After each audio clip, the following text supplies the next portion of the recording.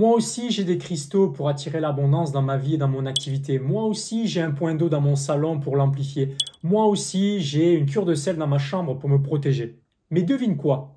Cela n'a pas été suffisant pour bien vivre de mon activité. Si tu es thérapeute, coach ou dans l'accompagnement et que tu te demandes pourquoi ces rituels ne suffisent pas pour faire décoller ton activité, reste avec moi, je vais te montrer ce que tu peux faire à la place. Donc les rituels ne vont pas remplacer les actions concrètes. Je vois trop d'accompagnants, de thérapeutes, de coachs, d'énergéticiens, magnétiseurs, etc. Quand je leur parle, quand j'ai un appel avec eux, qu'est-ce que tu as fait? Ah, ben j'ai fait des rituels, j'ai fait ci, j'ai fait ça, parce que oui, j'ai une dimension spirituelle, je parle de spiritualité, j'utilise le tarot pour aider mes clients par rapport à leur mission de vie, à leur blocage, à leur don de naissance, etc. Mais quand on me dit qu'est-ce que tu as fait pour développer ton activité et qu'on me dit j'ai fait des rituels et je leur demande mais tu as fait quoi d'autre? Est-ce que tu as fait des choses pour justement développer ton activité? Non. Donc c'est pas quelque chose qui m'étonne du coup qu'il n'y ait pas de résultat dans l'activité. Les actions sont aussi importantes et c'est la base. Je suis d'accord avec le fait que si on prend des actions sans identifier quelles sont les bonnes actions, c'est comme si on brassait de l'air, ok? On brasse du vent, ça sert à rien, ok? C'est-à-dire que l'action n'est pas orientée vers quelque chose qui apporte des résultats. Donc on fait des choses pour se donner bonne conscience, mais on ne fait pas forcément les bonnes choses. Et ça aussi, c'est un problème récurrent que j'observe chez mes clients et chez les personnes avec qui j'ai l'occasion de discuter.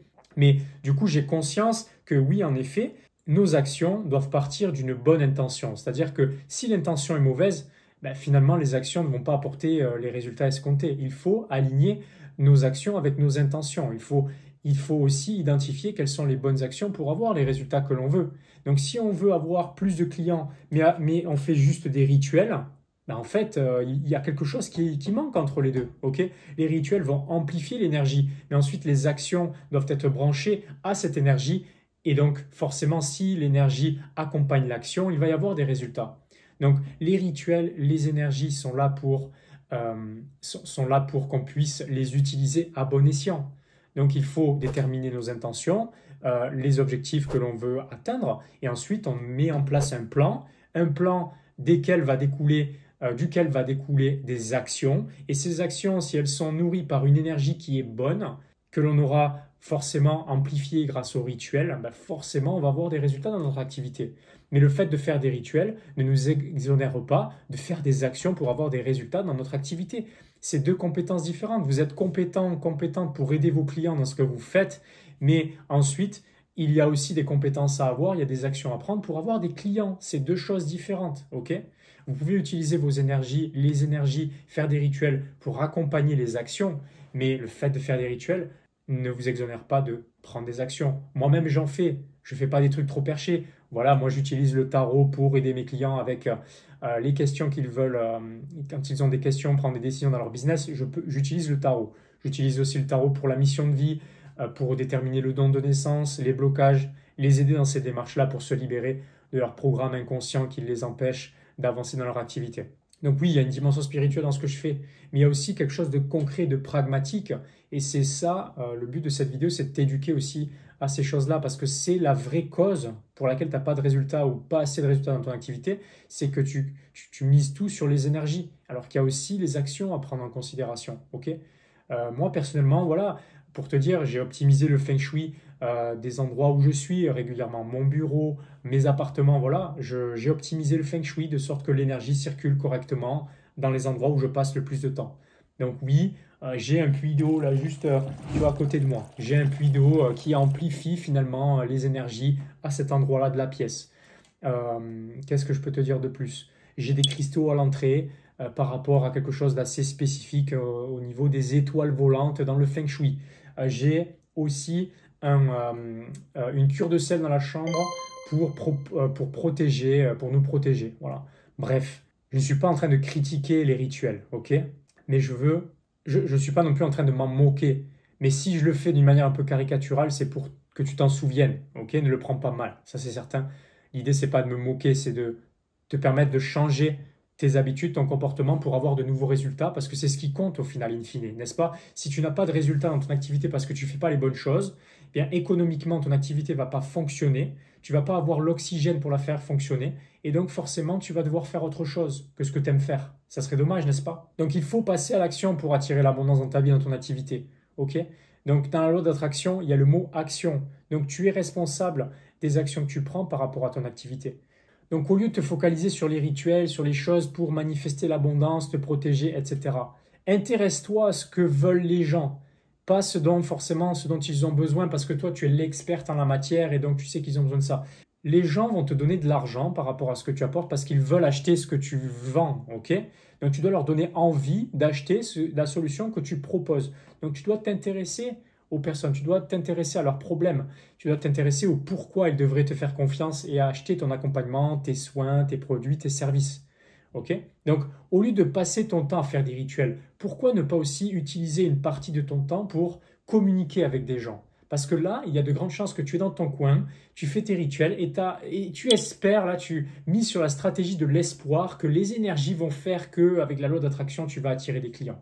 La réalité, c'est que tu vas prendre. La réalité, c'est que pour avoir des clients, les clients ne tombent pas du ciel comme ça, ils ne toquent pas à ta porte le matin en disant ouais, je veux être ton client. Non, ça ne se passe pas comme ça. Ils te découvrent quelque part. Donc si tu ne crées pas de contenu, si tu ne te mets pas en visibilité, si tu ne prends pas des actions pour te faire découvrir, ben forcément, il y a peu de chances que les gens te découvrent si tu n'es même pas sur un réseau social, par exemple. Ok? Donc, distribuer des flyers, etc., on n'est plus dans les années 80. Ok? Donc aujourd'hui, tout le monde a un téléphone, on a le téléphone greffé à la main, tout le monde est sur Internet, tout le monde est sur les réseaux sociaux. Donc il y a de grandes chances que si tu partages quelque chose, que ce soit des vidéos, du contenu écrit, peu importe, il y a des gens qui commencent à te trouver, à te voir, n'est-ce pas? Donc ensuite, ça te donne l'opportunité de leur proposer quelque chose si tu as eu la finesse d'esprit, même si c'est pas bien compliqué, de te dire, et si je parlais à mon client idéal, peut-être que si je parlais au fur et à mesure de l'échange en lui posant des questions, peut-être qu'il aurait envie de travailler avec moi. Une autre action, ok? Donc le contenu, parler à des gens, proposer une offre. Donc si tu n'as pas d'offre aujourd'hui, tu peux pas t'attendre, tu peux pas t'étonner que tu n'as pas de clients si tu n'as pas une offre qui est organisée un minimum, ok? Pour proposer quelque chose. Si tu ne proposes rien aussi, si tu parles à des gens mais tu proposes rien, tu ne peux pas t'étonner que tu n'as pas de clients. Tu as besoin de proposer régulièrement ce que tu proposes. Et ensuite, tu as besoin de vendre ce que tu proposes. Donc si tu ne vends jamais rien, c'est pas étonnant que tu n'as pas de clients. Donc tu peux te focaliser sur les énergies, etc. Mais ensuite, il y a les actions que tu dois prendre pour avoir des clients, tu dois récolter de l'argent. Mais si toi, tu n'acceptes pas de te faire payer, pas étonnant que tu n'aies pas de clients. Donc au lieu de choisir de nouveaux cristaux, de les poser dans la pièce, là où il faut, ou de purifier ta maison, si aujourd'hui tu commençais aussi à utiliser de ton temps, de ton énergie pour apporter de la valeur à des personnes qui pourraient avoir besoin de toi, commencer à parler de ce que tu fais, commencer à proposer ce que tu fais, commencer à vendre ce que tu fais, est-ce que tu ne penses pas que tu pourrais enfin avoir des clients et bien vivre de ton activité? Donc la réalité, c'est que l'abondance vient parce que tu apportes de la valeur à ton marché. Donc identifie les personnes qui ont besoin de ton produit, de ton service, commence à te mettre en visibilité, commence à établir une stratégie, un plan concret avec des actions concrètes à prendre pour pouvoir toucher ces personnes-là. Parce qu'une chose est sûre, c'est que si ce que tu proposes, ça match avec ce qu'elles veulent et ce dont elles ont besoin, forcément elles vont l'acheter. Ok? Mais voilà, il y a trop, je rencontre trop de thérapeutes, de coachs, des accompagnants, des énergéticiens, magnétiseurs, voilà, qui focalisent uniquement sur les énergies et qui ne prennent pas d'action pour se faire découvrir, ils ne créent pas de contenu, ils n'ont pas de visibilité sur les réseaux sociaux, ils n'ont pas d'offres. Donc forcément, ça ne m'étonne pas qu'ils n'ont pas forcément les résultats qu'ils veulent dans leur activité parce que c'est deux compétences différentes, le fait de faire ce qu'ils font avec leurs clients et le fait d'avoir des clients. Donc commence à te mettre en visibilité, commence à créer de la valeur qui apporte quelque chose à des personnes et commence à échanger avec des personnes, commence à te mettre en visibilité. Tu auras toujours l'avantage sur les gens qui ne le font pas. Et là, la bonne nouvelle, c'est que oui, dans ta thématique, beaucoup de personnes comme toi ont des difficultés par rapport à ça. Je le sais parce que je travaille avec ces personnes-là au quotidien.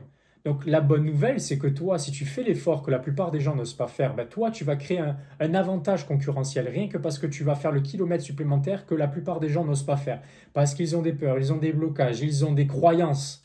Et toi, si tu les dépasses, ben tu crées, tu vas naviguer dans un océan bleu, c'est-à-dire que ben, tu vas être toute seule ou tout seul et tu vas avoir de la demande. Parce que les gens sont déjà là, tes clients, ils t'attendent, ils veulent juste que tu te mettes en avant et ils veulent juste savoir ce que tu peux leur apporter concrètement. Donc si tu leur parles avec ton langage, tu leur parles de tes rituels qu'ils ne connaissent pas, ils ne comprennent pas le sens que cela va avoir pour eux, pour leur vie, la résolution de leurs problématiques et la solution qu'ils veulent avoir, forcément, tu ne peux pas t'étonner que les gens, ils ne comprennent pas ton langage, donc ils ne savent pas en quoi la solution que tu leur apportes les concerne, donc ils vont rien acheter chez toi. Donc mets-toi à la hauteur des personnes à qui tu t'adresses, parle leur langage et propose-leur une solution concrètement qui répond à ce qu'ils veulent et ce dont ils ont besoin. Donc l'abondance, pour conclure, l'abondance vraiment ne dépend pas uniquement des rituels, des énergies, etc.